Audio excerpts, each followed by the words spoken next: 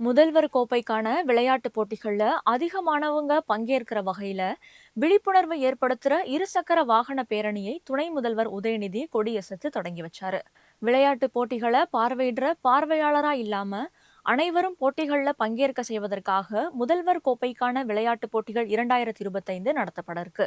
இந்த போட்டிகள்ல ஒவ்வொரு மாவட்டத்திலிருந்தும் பள்ளி கல்லூரி மாணவர்கள், மாற்றுத்திறனாளிகள், அரசு நிறுவனங்கள், உள்ளாட்சி அமைப்புகளோட பணியாளர்கள் ஆகியோருக்கு விளையாட்டுப் போட்டிகள் நடத்தப்பட இருக்கு. மாவட்ட அளவுல 25 வகையான விளையாட்டுப் போட்டிகளும், மாநில அளவுல 37 வகையான விளையாட்டுப் போட்டிகளும் நடத்தப்பட இருக்கு. தனிநபர் போட்டிகள்ல மாநில அளவுல வெற்றி பெறுபவர்களுக்கு முதல் பரிசா 1,00,000 ரூபாயும், இரண்டாவது பரிசா 75,000 ரூபாயும், மூன்றாவது பரிசா 50,000 ரூபாயும் வழங்கப்பட இருக்கு.